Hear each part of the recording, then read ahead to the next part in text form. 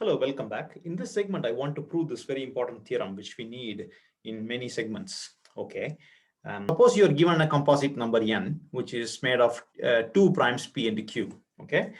You can assume both primes are distinct and they both are odd primes. Okay. Suppose you are able to find two numbers x and y such that x square is congruent to y square mod n. The theorem says that you could easily factor n by computing GCD of x plus y with n or x minus y with n. Doesn't matter. You will either get P or Q. Okay, to motivate this theorem for you, I'll give you a small example. Let's see. What if we take our n to be 21? Sometimes I use capital N, sometimes small n, depending on the books that I refer. I may change, but from the context, you should be able to understand whether the capital N is the composite or not. Okay, in this case, it's composite that I'm talking about. So n is 21, and we know the prime factors of n here easily, 7 and 3. But can you use the theorem to find out the prime factors? Okay, for that, we need to find two numbers, x and y, such that x square equal to y square, right? What if my x is 16 and y is 2? Okay, let me first show you that x square is equal to y square in mod n. Okay, what is x square? X square is x comma 2 in mod n, right? It's 4. What about y square mod n? It's also 4. But now you can easily apply the theorem. The theorem says just compute GCD of x plus y with the n. Okay, and we have the GCD function that we talked about earlier. We can apply GCD of x plus y comma n, which is nice because we get 3. 3 is one of the prime factors of 21. We can also do x minus y. Then we'll get another factor, 7. Okay.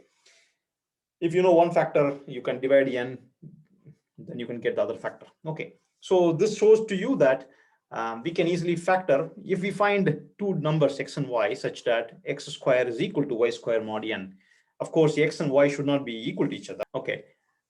Which means that x plus y cannot be a multiple of n, right? If x plus y is a multiple of n, we are saying x is equal to minus y mod n, which is against the assumption. Similarly, x minus y cannot be a multiple of n. Okay, so in other words, n doesn't divide x plus y and n doesn't divide x minus y. Okay, that's important to note. Since n is made of prime factors p and q, since p also divides n, obviously, so we can say p divides, this implies p divides, p is a prime, remember, p divides x plus y times x minus y. Now we can make use of a theorem that we earlier proved. If a prime number divides a product, it must divide one of the factors. Okay, that means p must divide either x plus y or x minus y, right? Let's assume p divides x plus y. Okay, let's assume p divides x plus y. All right, so let me now talk about a little bit about q. What about q?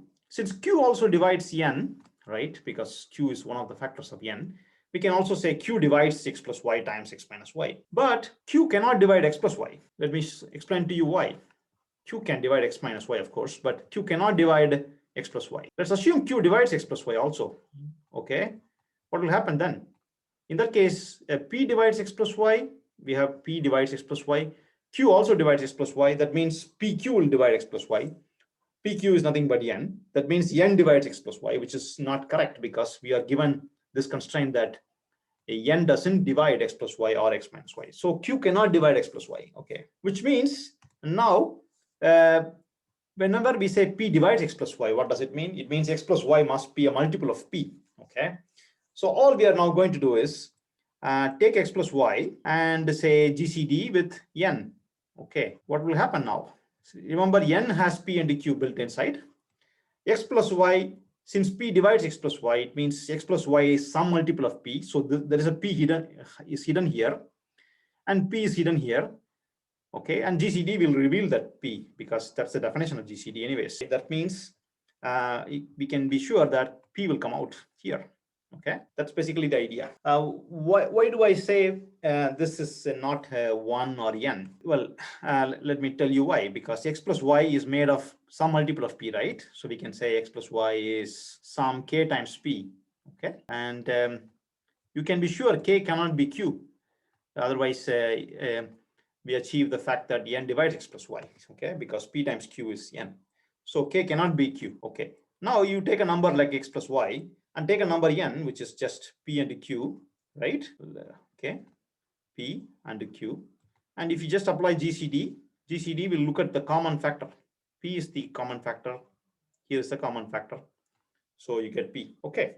So this is basically it. Given two numbers x and y such that x square is equal to y square mod n and x is not equal to plus or minus y mod n, all we have to do is GCD of x plus y with the n will give us the prime factors. We can also replace plus by minus. Let me summarize the proof. I start with this condition, and I'm just moving the y to the left and rewrite it as x plus y times x minus y equal to 0 mod n. That means n divides x plus y times x minus y. Since p divides n, we can say p divides x plus y times x minus y. Since p is prime, it must divide either x plus y or x minus y. Q can also divide x plus y or x minus y. Let us assume p divides x plus y, okay, which means Q cannot divide x plus y. If it was dividing x plus y, PQ would have been dividing x plus y, which is contradiction. Q cannot divide x plus y. Therefore, as I explained it here, the fact that P divides x plus y means x plus y is some multiple of P, right? Let's assume K, and K cannot be Q. If K was Q, P times Q is n, which means x plus y is n, which is wrong because we were told here x is not equal to plus or minus mod n. And n is made of two numbers p and q always. So we can just take GCD of these two and the p will come out. Okay, that's basically what we have done here. We could have done the other way also. We could have taken p dividing x minus y, and therefore q cannot divide x minus y. Therefore, we can just take GCD of x minus y with the n to get the factor p or q. Okay, that's basically the idea of this proof. We can also apply Chinese remainder theorem to prove it. Later, if necessary, I will prove that. But at this point, it's enough to show that if you are given a composite number n made of distinct primes p and q, odd primes, and you are given x square is equal to y square mod n, also x not equal to plus or minus y mod n, then all you have to do is GCD of x plus y n or x minus y n will give you the prime factors. That's all. It's easy to prove this.